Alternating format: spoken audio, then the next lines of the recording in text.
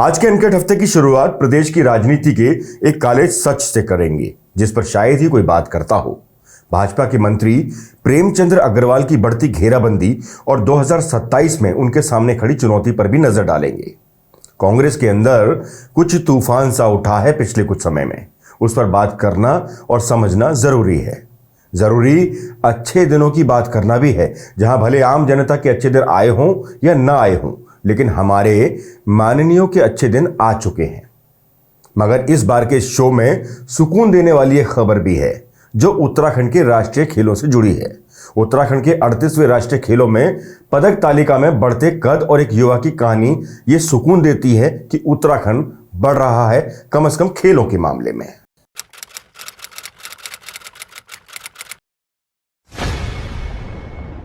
खैर, शो की शुरुआत ऐसी खबरों से जिसको हम राजनीति का काला सच कह सकते हैं और जिस पर कोई भी बात करता नहीं। सोचिए, अगर आपको डॉक्टर बनना है तो एमबीबीएस करना पड़ेगा। एक अच्छे होटल में नौकरी पानी है, इसके लिए होटल मैनेजमेंट करना पड़ेगा। इंजीनियर बनने के लिए भी दिन रात पढ़कर मुकाम हासिल करना होगा। आईएएस आईपीएस बनकर सेवा करनी है तो भी यूपीएससी पास करना है। ऐसे ही तमाम कई और काम हैं जिनके लिए सभी को कुछ मानक पूरे करने होंगे। लेकिन अगर आपको विधायक, मंत्री या फिर मेयर बनना है तो इसके लिए कोई मानक तय नहीं, जबकि कायदे में तो नेता, विधायक या मंत्री बनने के लिए सबसे ज्यादा मानक होने चाहिए, क्योंकि इन पदों पर बैठने वाले व्यक्ति के हाथ में इस समाज का भविष्य होता है। लेकिन यहां उल्टा है, यानी हर पद पर पहुंचने के लिए मानक तय हैं। एक छोटी सी नौकरी पाने के लिए योग्य लोगों को कितनी प्रक्रियाओं को पूरा कर उनसे गुजरना होता है, ये किसी से छुपा नहीं है। लेकिन मंत्री, विधायक, मेयर, यहां तक कि मुख्यमंत्री और प्रधानमंत्री के लिए भी कोई ऐसा मानक तय नहीं। खैर, इसको भी छोड़ दीजिए। यहां तो लगता है कि नेताओं की बिरादरी में भी बड़े ने छोटे नेता को दबा दिया है। हमारे प्रदेश उत्तराखंड का यही हाल है। हमारे हुक्मरानों ने ऐसे नियम बनाए हैं जो मंत्री, विधायक पर लागू नहीं होते, बल्कि पंचायत का चुनाव लड़ रहे लोगों पर लागू हैं। अब जरा उदाहरण के तौर पर ही देख लीजिए। सिर्फ वो लोग ही पंचायत का चुनाव लड़ पाएंगे जिनके 2 बच्चे हैं। चुनाव जीतने के बाद यदि किसी प्रतिनिधि की तीसरी संतान होती है तो उसकी सदस्यता समाप्त हो जाएगी। ये क्या बात करता है यार? शैक्षिक योग्यता के प्रावधान में किए गए संशोधन के मुताबिक अब पंचायत प्रमुखों व सदस्यों के लिए सामान्य श्रेणी के लिए न्यूनतम शैक्षिक योग्यता हाई स्कूल या समकक्ष परीक्षा उत्तीर्ण होनी चाहिए। बस यहीं पर यह सवाल यकायक उठ जाता है कि फिर ये नियम विधायक, मंत्री या सांसद बनने के लिए क्यों लागू नहीं है? इनके लिए फिर सिर्फ चुनाव ही मानक क्यों है? क्या जिन हाथों में प्रदेश का भविष्य रहना है उनकी कोई शैक्षिक योग्यता नहीं होनी चाहिए?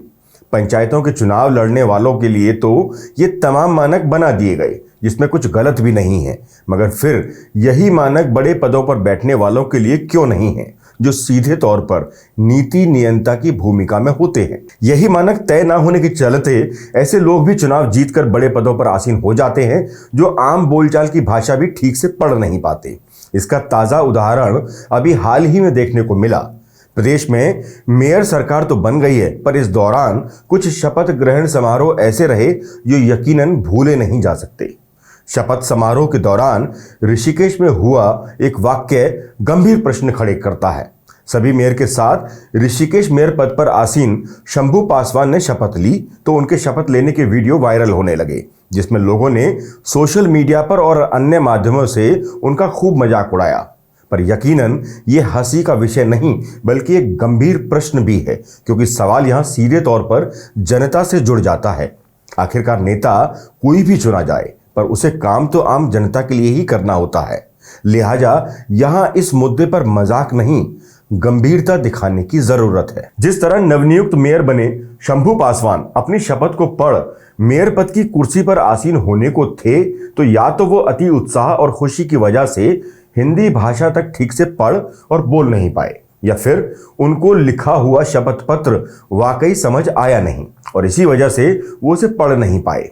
और अगर वजह दूसरी वाली है तो ऋषिकेश के सामने एक यक्ष प्रश्न ये है कि आने वाले वक्त में शंभू पासवान जिस विकास की बयार बहाने के वादे कर रहे हैं वो होगा कैसे?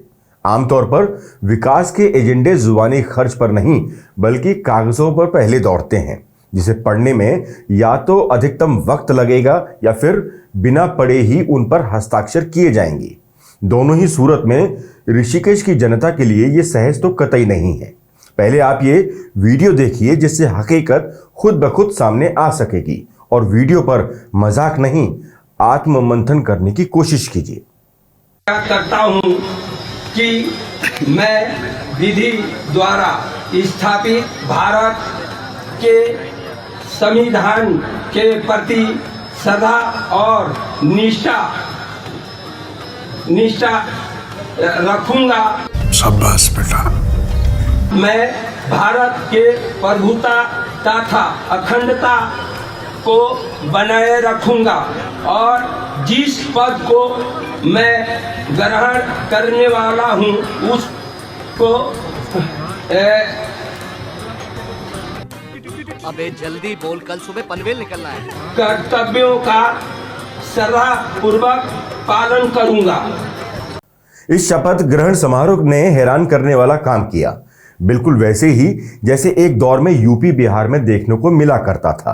पर आज के दौर में तो यूपी बिहार में भी पढ़े लिखे लोग राजनीति के अग्रज के तौर पर खूंटा जमाए हुए हैं, जो वहां की राजनीति के लिए शुभ संकेत है। पर उत्तराखंड में जहां पढ़े लिखे युवाओं की फौज है, वहां ये सब वाकई हैरान करता है। वैसे हैरानी तो एक और बात से भी होती है।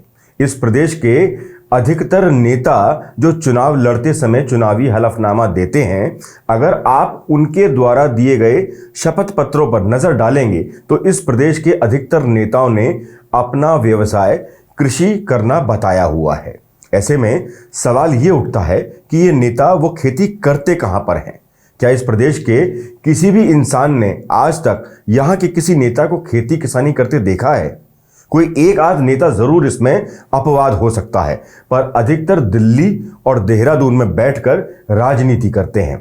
इस हिसाब से तो ये शपथ पत्र ही झूठे साबित होते हैं, लेकिन इसकी जांच कोई करेगा नहीं। चुनाव आयोग भी कभी ये सच्चाई जानने की कोशिश नहीं करता कि जो शपथ पत्र में व्यवसाय नेताओं द्वारा दिया गया है, ये असल में सच है भी या नहीं। यकीन मानिए, अगर चुनाव लड़ते समय इन शपथ पत्रों की जांच हो जाए तो अधिकतर नेता चुनाव लड़ने में अयोग्य साबित हो जाएंगे और घर बैठने को मजबूर भी। खैर, नेताओं की बात चल ही रही है तो बात बीजेपी के नेता ऋषिकेश के विधायक और मंत्री प्रेमचंद्र अग्रवाल की भी कर लेते हैं। उनकी भी मुश्किलें शुरू होती दिखाई दे रही हैं, और वो कोई छोटी मोटी नहीं बल्कि बड़ी मुश्किलें हैं। और वो है दिनेश चंद्र मास्टर और भू कानून संघर्ष समिति के संयोजक मोहित डिमरी, जिन्होंने हार के बाद भी ऋषिकेश में मजबूती के साथ डेरा डाला हुआ है, जो हार कर भी जनता के बीच से गए नहीं बल्कि वहीं अंगद के पैर की माफिक जमे हुए हैं। वैसे भी मास्टर की हार कोई बड़ी हार में गिनी जाने वाली हार नहीं, और यही काफी है मंत्री जी की चिंता बढ़ाने के लिए। गौरतलब है कि मूल निवास और भू कानून को लेकर मोहित डिमरी ने पूरे उत्तराखंड प्रदेश में मोर्चा खोला हुआ है, और ऋषिकेश को एक तरह से बेस कैंप के तौर पर मोहित ने अपना गढ़ बना लिया है। अब इस गढ़ से आने वाले 2027 के विधानसभा चुनाव में मास्टर होंगे मंत्री महोदय के सामने या फिर खुद भू कानून संघर्ष समिति की कमान संभाल रहे मोहित डिमरी, ये तो वक्त के गर्त में छुपा है। पर दोनों ही सूरत में मंत्री महोदय के लिए मुश्किल चट्टान की तरह सामने खड़ी है, और इस मुश्किल की डोर भी हाथ में थामे खड़े हैं नए नए ऋषिकेश के मेयर चुने गए शंभू पासवान। क्योंकि शंभू की जीत और मास्टर की मामूली अंतर से हार ने ही 2027 को प्रेमचंद्र अग्रवाल के लिए कांटों भरी राह में तब्दील कर दिया है, जिसके असर को राजनीति के तमाम धुरंधरों ने अभी हाल ही में मास्टर और मोहित डिमरी की तरफ से दिए गए पहाड़ी भोज यानी भड्डू की दाल और भात खाते तमाम लोगों को देखा, जिसमें क्या जनता, क्या व्यापारी, क्या युवा, क्या महिलाएं सभी मौजूद रहे, और वो भी बहुतायत में। यकीन नहीं तो खुद देख लीजिए।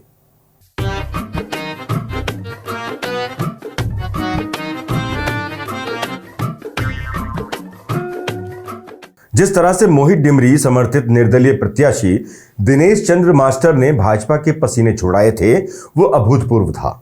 ऐसा नहीं कि दिनेश चंद्र मास्टर इतने बड़े कद के नेता थे जो प्रेमचंद्र को इस तरह टक्कर दे पाते, बल्कि इसका एक बड़ा कारण मंत्री प्रेमचंद अग्रवाल के खिलाफ लोगों में बढ़ रही नाराजगी थी, जिसने ये चुनाव इतना मुश्किल बीजेपी के लिए बना दिया। अब जिस तरह से चुनाव समाप्त होने के बाद से मास्टर और उनके साथी लगातार सभाएं कर रहे हैं, उससे तो यही लग रहा है कि ऋषिकेश में 2027 विधानसभा चुनावों की रूपरेखा खींची जा रही है। जिस तरह से वोटरों को धन्यवाद देने के लिए पहाड़ी अंदाज में भोज का आयोजन किया गया, जिसमें पहाड़ी समाज और ऋषिकेश के व्यापारियों ने बढ़ चढ़कर हिस्सा लिया, इसको एक तरह से आने वाले चुनावों की तैयारी के रूप में देखा जा सकता है। भू कानून की मांग को लेकर जिस तरह से ऋषिकेश में एक बड़ी सभा हुई, जिसमें मास्टर सहित उनकी पूरी टीम ने लोगों को इससे जुड़ने और इसकी जरूरत को समझाया, उससे यह भी साफ है कि आने वाले विधानसभा चुनाव एक बार फिर यहां इसी मुद्दे पर लड़े जाएंगे। जिस तरह से यहां के मूल निवासियों का सपोर्ट इस पूरे आंदोलन को मिल रहा है, वो मंत्री प्रेमचंद अग्रवाल के लिए मुसीबतें बढ़ा सकता है। प्रेमचंद अग्रवाल के लिए जिस तरह से नाराजगी बढ़ती प्रतीत हो रही है, वो एक और कारण है कि ऋषिकेश की जनता मूल निवास संघर्ष समिति के बैनर तले एकत्रित हो रही है। भू कानून संघर्ष समिति भी अब मंच से खुलकर राजनीतिक बदलाव की बात कर रही है। अगर ऋषिकेश में इस आवाज को जनता का साथ मिला तो पूरे प्रदेश में इसकी आहट जरूर सुनाई दे सकती है।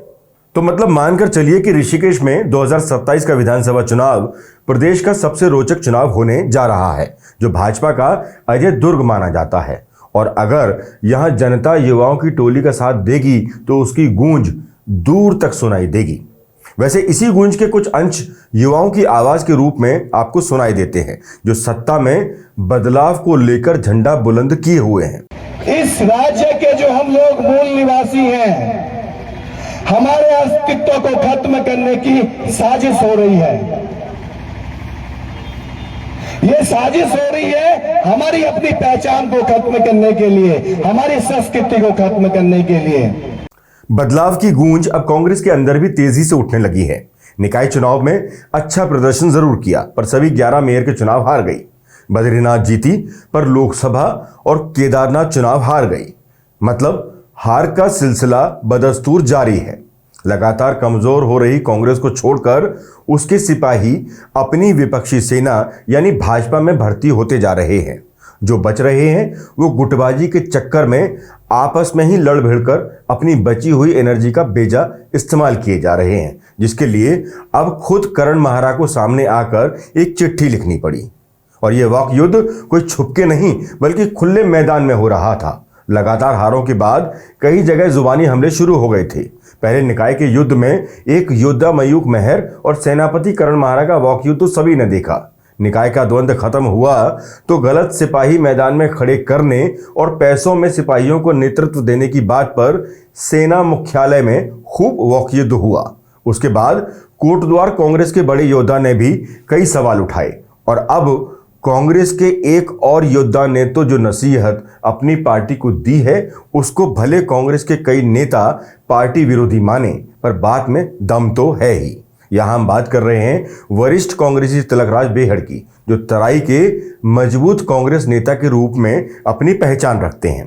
कांग्रेस विधायक तिलकराज बेहड़ ने अपने ही संगठन पर खुलकर हमला बोला है। उन्होंने कहा कि कांग्रेस में सभी पदाधिकारियों को बदलने की जरूरत है, ऊपर से लेकर नीचे तक, जिसमें वो खुद अपने आप को भी शामिल करते दिखाई दे रहे हैं।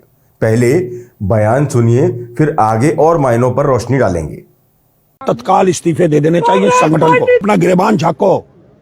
संगठन के लोगों से कहना चाहता हूं, पद मिल गया, कहते थे कि नहीं जिता पाया तो इस्तीफा दे दूंगा। आप दूसरों का इस्तीफा निष्कासित कर रहे हो, आपको इस्तीफा दे देना चाहिए। आज मैं मांग करता हूं, आपको बने रहने का महानगर अध्यक्ष में कोई अधिकार नहीं है। आपको संगठन में जिले में किसी को बने रहने का कोई अधिकार नहीं है। आपके पास वो टीम बैठती है जो रात को भारतीय जनता पार्टी के साथ बैठ के खाती पीती है और दिन में आपके दफ्तर में घर में बैठती है। एक नहीं, ऐसे 10-8 लोग हैं जो सेटिंग करते हैं। रात को भाजपा के होते हैं और दिन में कांग्रेस के होते हैं। रात को बैठ के मीटिंग तय करते हैं कि इसकी टिकट कटेगी, इसकी हटेगी। हमारे पास सारी बातें हैं, कई लोगों की रिकॉर्डिंग भी आने वाले समय पे दी जाएंगी। जिन हालातों में कांग्रेस पहुंच चुकी है, उसके जिम्मेदार कहीं ना कहीं नेताओं की आपसी खींचतान, बयानबाजी ही है। कांग्रेस संगठन जिस तरह से भाजपा के संगठन के सामने दबा हुआ दिखाई प्रतीत होता है, वो भी कांग्रेस के उत्तराखंड में लगातार हो रहे पतन का एक बड़ा कारण है। भाजपा जहां मजबूत संगठन के दम पर मुश्किल चुनाव को भी निकाल कर ले जाती है, वहीं कांग्रेस के अच्छे प्रत्याशी भी संगठन के बिखरे होने के चलते चुनाव हार जाते हैं। उस पर बड़े नेताओं की धड़ेबाजी, जिसकी वजह से जमीनी कार्यकर्ता भी आपस में बट गए और ऐसे बटे कि सोशल मीडिया में चर्चा का विषय बन गए। नतीजा, कोई भी चुनाव हो, कांग्रेस के कार्यकर्ता एकजुट होते नहीं। ये समस्या कांग्रेस के साथ चुनाव दर चुनाव चली आ रही है। ऐसे में तो यही लगता है कि तिलक राज जो कह रहे हैं वो सही कह रहे हैं। कांग्रेस को गुटबाजी को खत्म करने के लिए एक बार संपूर्ण बदलाव की जरूरत है।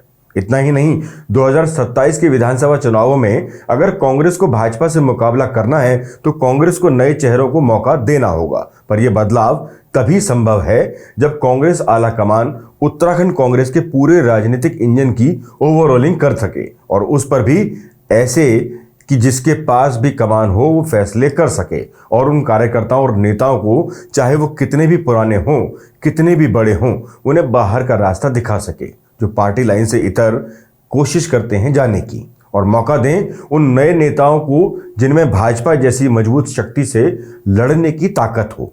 भाजपा की टॉप लीडरशिप ने जिस तरह से नए नेताओं को महत्वपूर्ण पदों पर बिठाया है, कुछ ऐसा ही कांग्रेस को भी करने की जरूरत है। आज की उत्तराखंड कांग्रेस को मित्र विपक्ष की भूमिका के तौर पर देखा और जाना जाता है, और अगर ये प्रदेश में नैरेटिव सेट हो ही गया है तो इसकी जिम्मेदारी उन्हीं के नेताओं की है जो अपने आप को मठाधीश समझने लगे हैं। उनके राजनीतिक मठों को तोड़े बिना कांग्रेस एक कदम भी आगे चल सकेगी, इसमें संशय है। मतलब दिशा और दशा बदलने के लिए चापलूसी नहीं, चपलता को पैमाना बनाने की जरूरत है। खैर, कांग्रेस की दिशा बदले या ना बदले, पर इस प्रदेश के सभी विधायकों की दशा जरूर बदल गई है। या ये कहें कि जनता के अच्छे दिन आए हों या ना आए हों, लेकिन अब वर्तमान विधायकों से लेकर पूर्व विधायकों के अच्छे दिन आ चुके हैं। बीते कुछ माह पहले गैरसैंण में सत्र के दौरान वर्तमान विधायकों की सैलरी में बढ़ोतरी की गई थी। अब पूर्व विधायकों की पेंशन को भी बढ़ा दिया गया है, जिसके बाद अब पूर्व विधायक भी 40,000 रुपए की जगह 60,000 रुपए पेंशन पाने के हकदार हो जाएंगे। उत्तराखंड के वर्तमान विधायकों को सैलरी और भत्तों के रूप में प्रति माह लगभग 4 लाख रुपए मिलते हैं।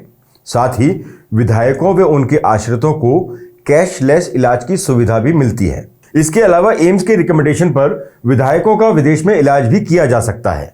पूर्व विधायकों की जो पेंशन बढ़ी है वो हर साल बढ़ा करेगी। मतलब हर साल पूर्व विधायकों की पेंशन में 3,000 रुपए की बढ़ोतरी की जाएगी। आप चाहें तो इस बात पर पंजाबी स्टाइल का भांगड़ा करते करते ढोल की ताल पर थिरकते हुए बल्ले बल्ले भी कर सकते हैं।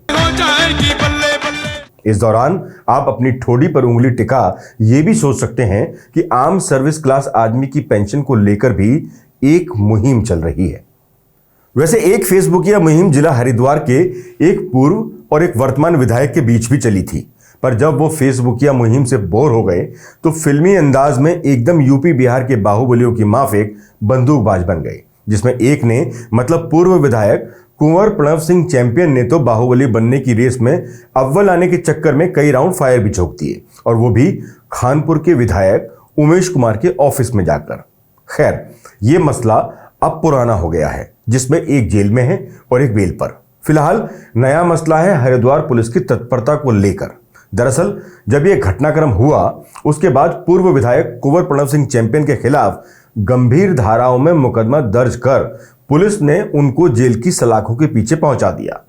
पर कई हफ्ते गुजर जाने के बाद अचानक हरिद्वार पुलिस के मुखिया को याद आया कि खानपुर विधायक ने तो गोलीकांड से पहले उन्हें धमकी दी थी, और वो भी फेसबुक लाइव करके। बस फिर क्या था, तुरंत तत्परता दिखाई गई और हफ्तों बाद धमकी देने की वजह से उमेश कुमार पर मुकदमा दर्ज हो गया।